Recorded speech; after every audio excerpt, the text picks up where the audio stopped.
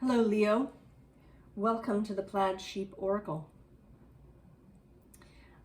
I had intended to film your reading yesterday, and it would come out today, but it just was not happening. It took me a long time to get the initial guiding card, and then when the cards came out, they seemed, I had a sense of it, but then a lot of it was gibberish. And then this jackhammering began outside. So I gave it up. But I feel as if all of that is related. So I've been pulling a card from my Goddess Knowledge deck. And the card that came out for you is Venus. I mean, just saying her name, right? Venus gives us a feeling, right, of who she is and how she is, her, right, the flow of her, the embodiment of her. I mean, she has, sort of many sister incarnations, if we want to say that, from Ishtar and Inanna and Astarte to Aphrodite,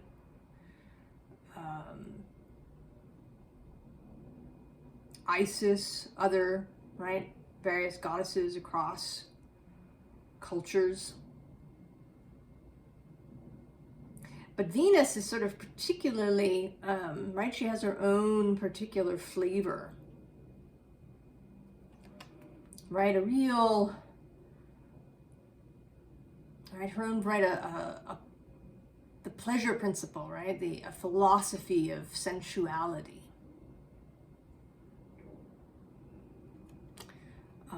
Is Venus, right, rising from the sea. And her planet, right, too, it's beautifully bright and gaseous, right? Lots of flow and movement and mobility, even on the planet itself. Shifting colors.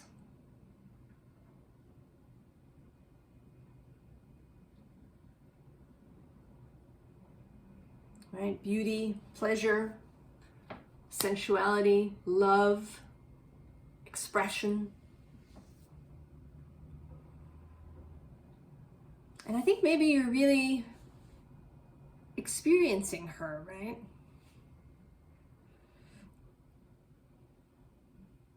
We were talking in your last reading about, you sort of drawing people to you, and certainly Venus is like that, right? She draws things in. She's magnetic.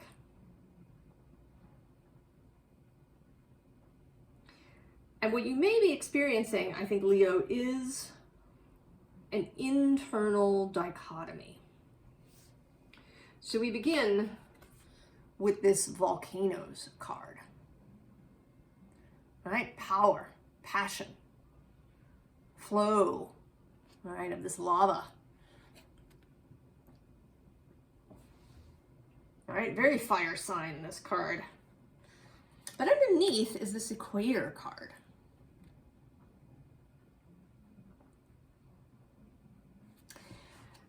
And it feels to me, perhaps, as if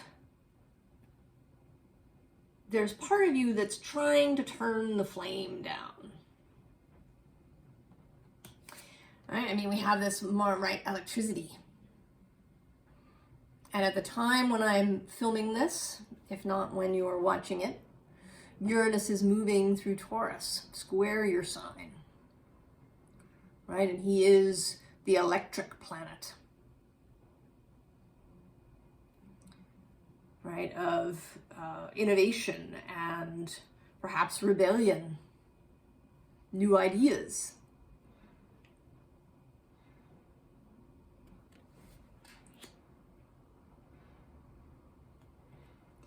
And then the Passion card. right? I mean, maybe you're feeling this really, possibly for the first time in your life.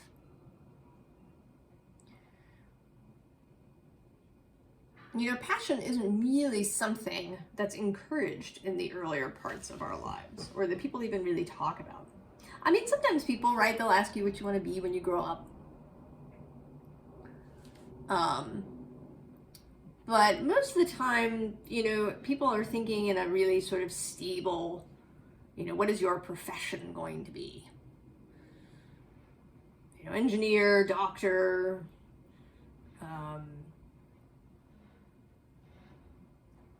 web designer, lawyer, teacher, right? People don't really ask us that much about our passions.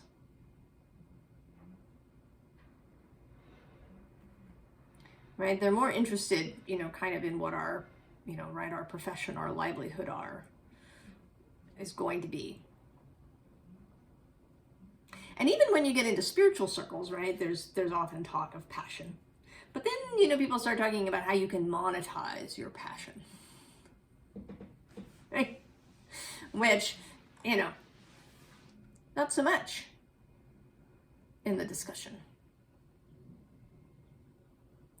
And actually, kind of in my experience of both my own self and watching other people, sometimes you may not want necessarily to have a livelihood that is, you know, something that you're deeply passionate about. And also your passion may not be,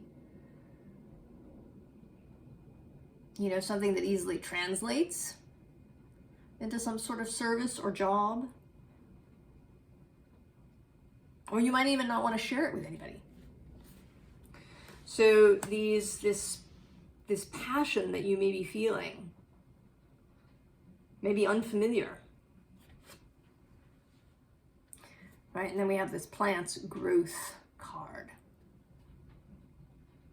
You may also be, through this transformation, starting to really feel yourself as nature.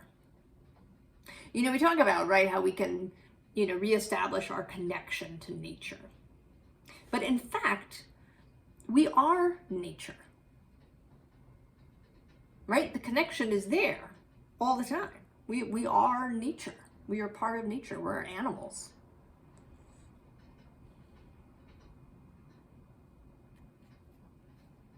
So it's really about awareness. And I think you're becoming more and more aware, perhaps, of your animal self. And then we have the sun, your planet. You know, and here you are with a friend. Or it may actually not be so much a friend, but some, right, the internal parts of yourself. I talk a lot about needing to have a united will, as the Hermeticists would say, alchemists would say. About essentially getting all of our different parts, because we all do have all these parts inside. Sort of getting them together, getting them on side with your vision, your conscious vision.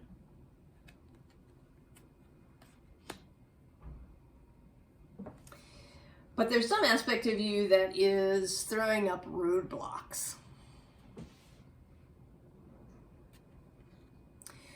I often don't see this particular Ten of Wands as a burden so much as it is, right, a barrier. Right, that you have to make your way through. And right underneath it is our Ace of Cups.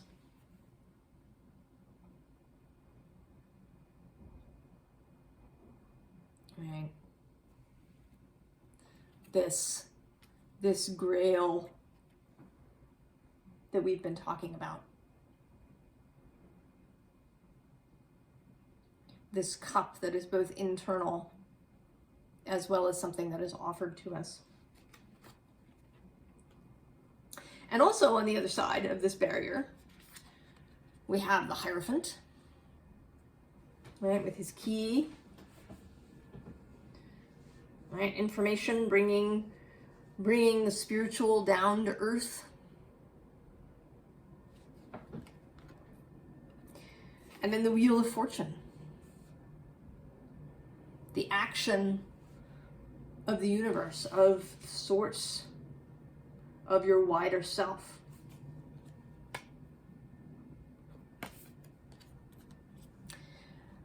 All right, the Owl, wisdom, awareness, knowledge, the ability to see in the dark.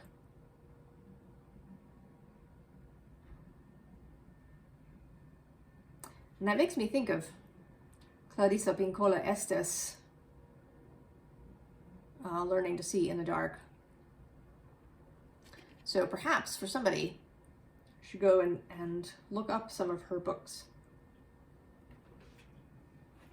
I love her audiobooks especially, because she's such a wonderful storyteller. I love her voice, her accent.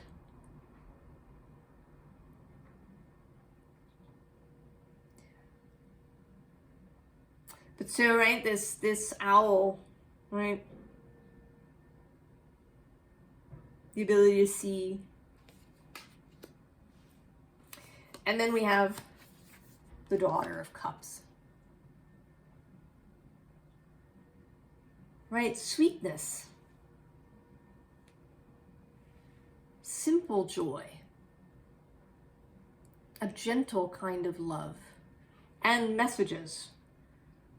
Right, the pages are messengers, and in the case of the cups, they come, right, the messages come through dreams, through what one might call otherworldly sources, right, from collective consciousness.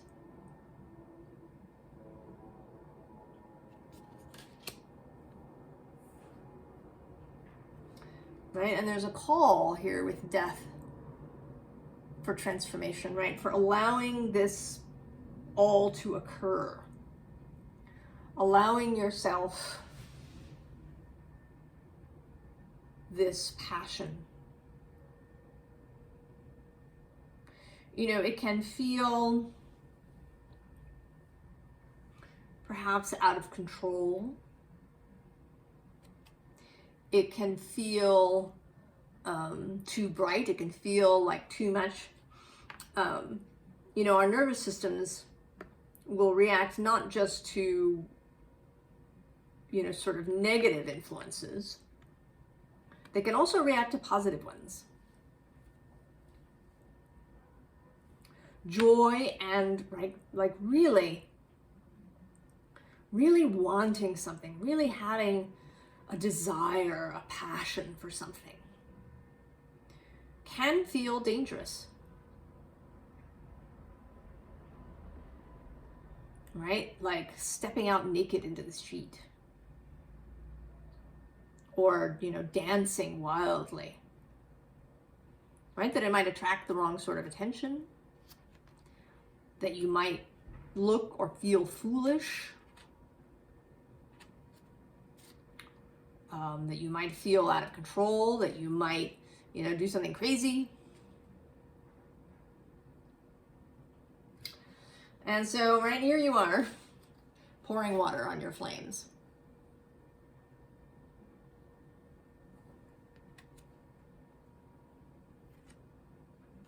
Right, some aspect of yourself, right? And here, right, the Fool is underneath that. And this particular Fool, right, because she's blindfolded, she seems perhaps extra foolish. Right?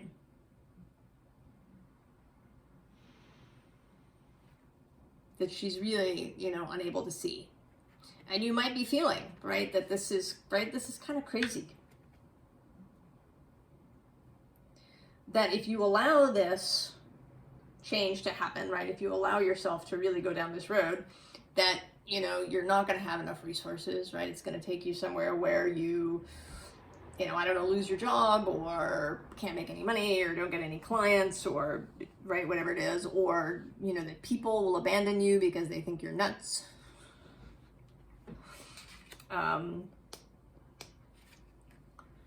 Right, that you'll enter a space where people are very critical, right, that people won't understand, that they'll think, you know, it's really, right, that it doesn't make any sense, right, that you'll encounter, you know, the dark side of this King of Swords, right, who cuts things off, right, that he doesn't approve of, right, that you'll meet with, you know, disapproval and coldness.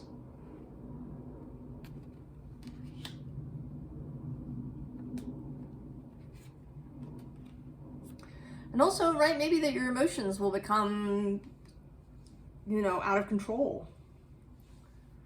Right, and this Five of Cups, this bird that escapes the cup.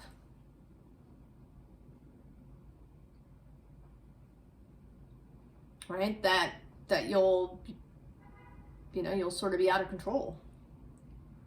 You know, who knows what you might say or do. You know, will you be, you know, unable to reason, right? There may be a real, right, a fear of that. You know, if you grew up, as I did, in an intellectual environment, right, that was all about reason and logic, where emotions were not, you know, on big display,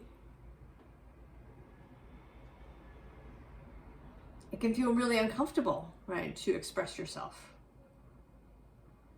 to be a little wild, to be open, to be passionate, to be wild. You know, not all the time, but right, when you're feeling it. Or alternately, perhaps, you grew up in the opposite environment where there was a lot of out of control emotion, where it was genuinely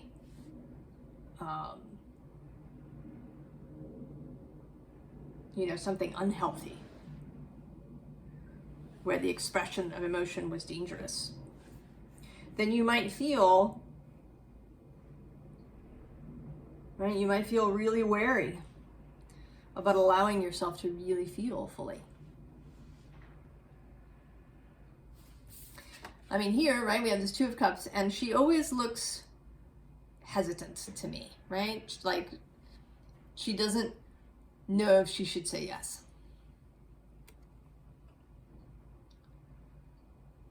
Right? He's handing her this cup, and she's like, I don't know.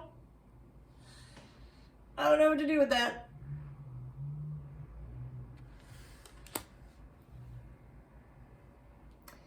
And in fact, you are being handed a cup. Here's the Page of Cups again.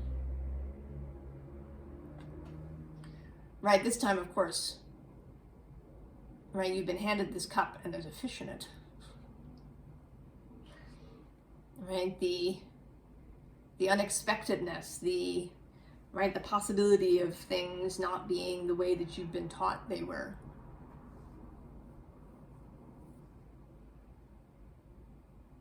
The ability to hold strangeness. And then there's you, look at you, showing up in your reading as strength.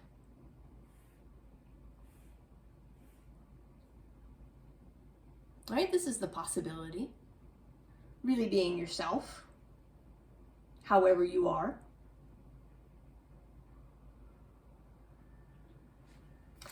But the rub, of course, is these two. Death again. And the High Priestess. So, right here it's about this, right, this transformation into the unknown.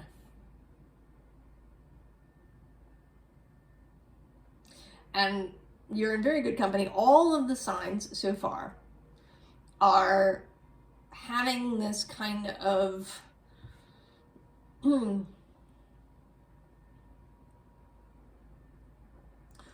readjustment or adjustment happening to this new timeline that everybody is entering in their own space.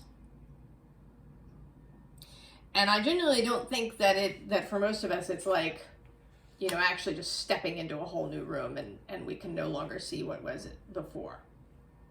I think that it's more like, right, a transitional phase where it's like we pass through space where we're still kind of in the old space, and some of us, right, is in the new space.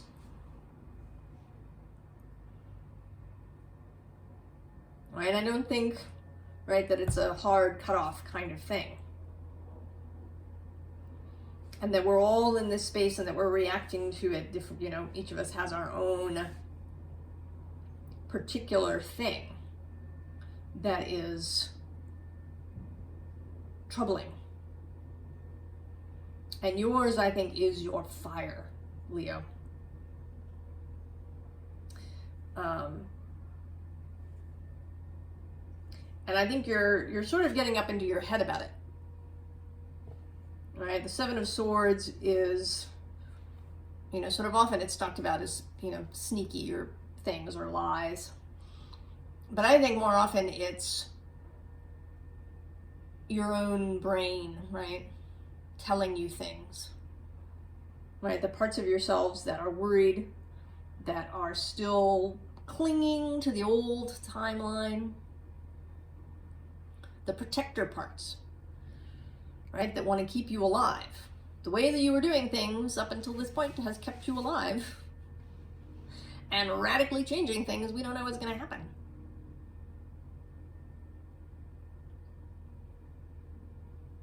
So, right, there's parts of you that are telling you things, right, telling you that you should stick, that it's really, right, certain things like security, solidity, stability, right, keep that job, or keep that position, or don't change your business to suit this new way. Stay in the marriage or the relationship. Stay in this city that you know really well. Don't go over there where you don't know anybody.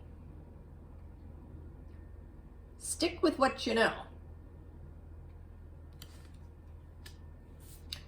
And for God's sake, be emotionally, you know, even. Right? Keep your cool at all times.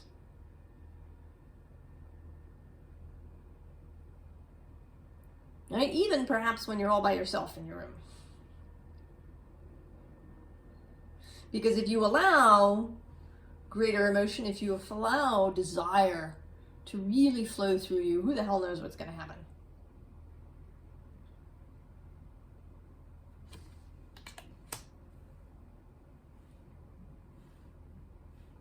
Got to keep that fire down, keep it banked. And you're not going to, you know, put it out entirely, but you're right, you're going to keep it banked just so it's a glow rather than a big roaring bonfire. Because that's dangerous. So the advice, Leo, you may find a little inadequate, I know.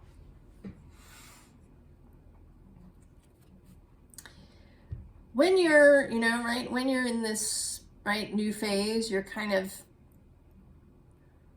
in between things, and you're in this hesitating, right, hesitating to climb this ladder.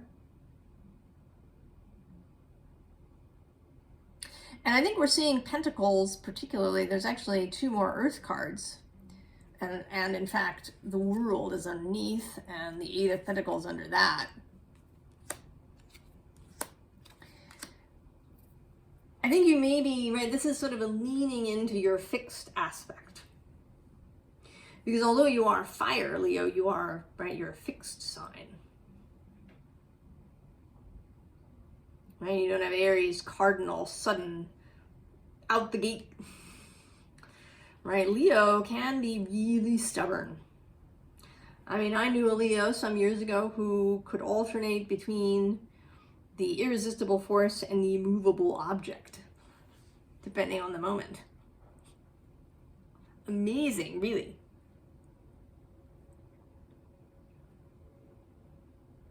Right, you can really dig in. And perhaps one of the things that you're finding especially difficult is that ground that you sometimes dig into, which I think is Taurus, right? That Taurus earth that's square your sign, that you kind of can dig into that extra fixedness. But now, right, Uranus has been moving through that space. So anybody who relies on that Taurus fixedness has been having to deal with that ground being much less stable than it was in the past. Dealing with this Uranian energy.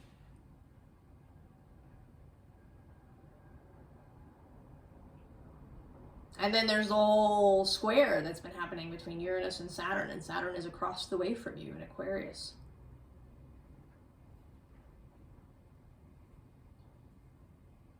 Also demanding a kind of fixedness, right? A structure, a discipline.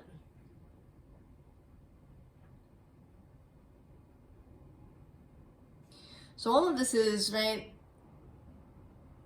tough on you, Leo, right? The fixed signs have been having this energy. Well, and the advice is to lean into yourself. The sun, for the second time, except in this case, right, rather than this, what might look, right, this could look dangerous, right, that the sun is growing and melting and here you are really close to it, right? You could feel kind of anxiety or worry. Right, is the sun going to expand and, right, and lava go right over us? Whereas here, right, this is the friendly sun. Right, the happy sun in the sky, the sunflowers. A more childlike aspect to the sun. Right, Leo is kind of, right, is also the child in us, right? That daughter of cups.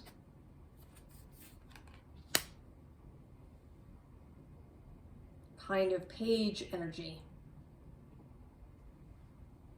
Creativity. And then we get the King of Pentacles. But, right, the King is not, he's stable just because of who he is. I mean, he's got that box of treasure. But he could actually drop that, right? If he dropped that box, another one would show up later for him. He does not rely on outer circumstances for his stability. And that is another message that has run through all of these. Right, that in times like this, times of great change, either personally or globally, you have to lean into your own stability as a human being, right? So your connection to all other human beings, to friends and family and other people, to your own mind, your own heart, to the natural world, and to source. And kind of to emphasize that, we have the Empress. Right? She especially right, is not somebody who needs to hoard anything. She lives at the center of the flow.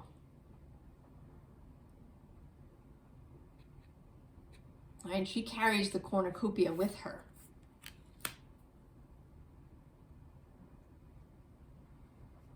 And she is, right, she is Venus. Too.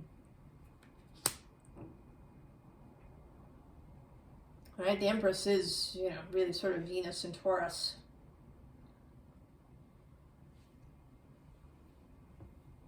Exalting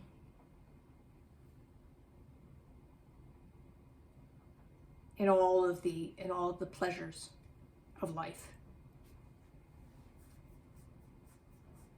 And Venus in Leo, right, that's a very heart-centered,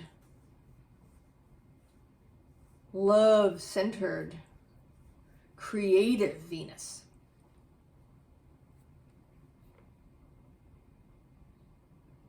Right, all of the fixed signs together, I mean, they're thought of as, you know, sort of holding the energy, but they have their own creational aspect too. Right, Taurus, the earth is, right, fecund, fertile. It's where things grow out of. Right, and then Leo is the sun.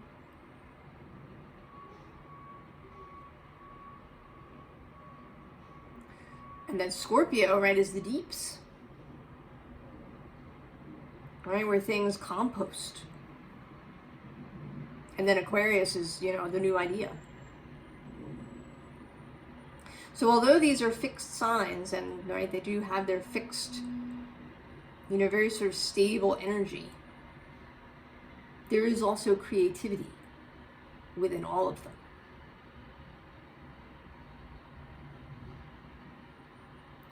So I think that the real advice here is to go gently, Leo. Right? Because it may be, right, that's what's needed is a repair, right, to your nervous system, to what you have capacity to hold. And it doesn't mean that you have to stand still or not do anything. But, you know, pull back on pouring all that water on your fire. Let your fire build slowly. Let the passion rise within you. And whenever you need to, right, you can go somewhere by yourself, right? If you have to go to the bathroom and work and be by yourself, or maybe take a walk. And just, you know, talk to yourself kindly. Remind yourself that you are safe. That you haven't lost your mind, you haven't lost your reason. That you're just allowing this joyous desire and motivation and imagination to rise.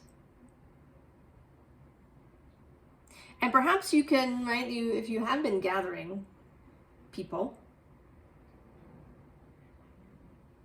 maybe this is group work that you can do as well with each other. You can help each other hold this massive energy that may be rising within all of you.